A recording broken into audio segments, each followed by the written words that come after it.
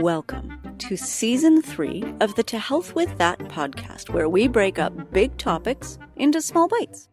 I'm your host, Dr. Amy Newsel, and I'm joined by my dear friend, women's health and fertility expert, naturopathic physician Kate Nomas, to break down infertility, hormones, and the whole baby-making shebang. So in this episode, I'd like to talk a little bit about spermatogenesis for men as well. So spermatogenesis for men don't follow this monthly rhythm in the way that women do. Men are kind of more constantly on. So it's the process, spermatogenesis is the process by which sperm is actually made, it's constructed. It's happening constantly post-puberty, and it doesn't follow this same cycle, right? The entire process from start to finish takes about 4 months, which is why pre-fertility planning for men should be at least a 4-month window to make sure that when you're trying, you have sperm that are affected by all those good choices that you've made. Yes, and you can't expect supplements or modifications in diet to have an immediate effect. They need to be in place for about 4 months to have their positive benefits and positive effect. Exactly, yeah. It's slower medicine, it takes time, but the changes are, in my opinion, bigger, right? More consequential, because they're changing actually the quality of what we're producing in the world and how we're feeling in the world. Yeah. So spermatogenesis, it's occurring in the testes, and it actually happens in 3 stages. This is going to bring everybody back to flashbacks from like high school biology, so I apologize. But stage 1 is mitotic cell division. Does anybody remember the pictures? So mitotic cell division is basically when one cell breaks into 2 cells and they both have equivalent genetic material. So these are 2 complete cells. The reason this is happening in such a rapid fire way in men is because men need lots of sperm to have any shot at reproductive success, right? So we need like millions of these little guys. We have got to do a lot of cell division. The second phase, again, biology flashback, is meiotic cell division. So this takes one of those normal cells that was the baby of the original cells, and it pulls itself apart into 2 haploid cells, which only have 1 strand of genetic material each, right? Because sperm only need 1 strand, the other strand will be provided by the egg. And so this haploid meiotic division happens.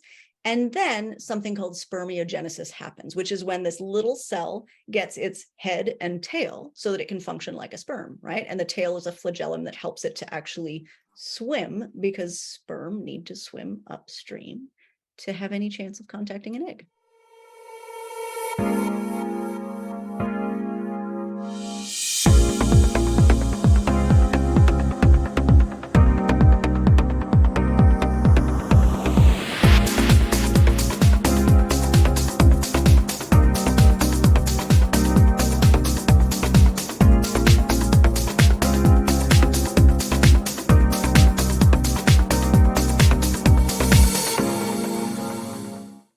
So this process requires a lot of healthy germ cells, it's basically a stem cell.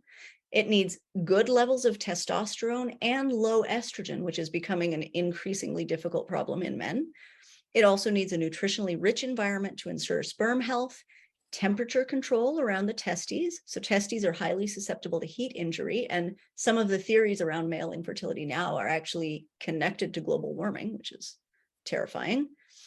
And also all of the necessary pituitary hormones. So gonadotropin releasing hormone, LH, and FSH are all involved in sperm production.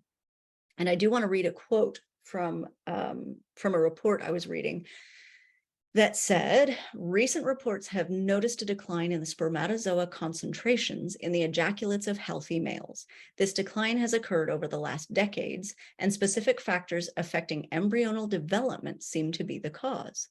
These factors include prenatal influences such as hormones, drugs, radiation, metabolites in the drinking water, and nourishment of the mother.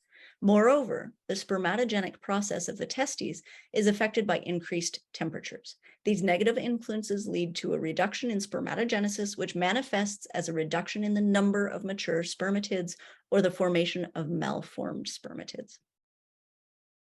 So I will include the link to that full article in obviously our show notes, but it's pretty sobering to think that.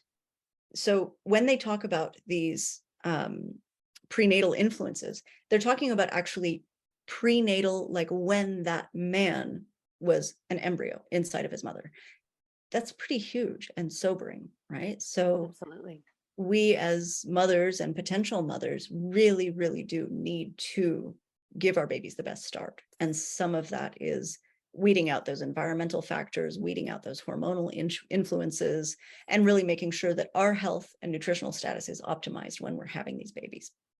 Absolutely. Right. So even if you're not struggling with subfertility, it's still important to do preconception care.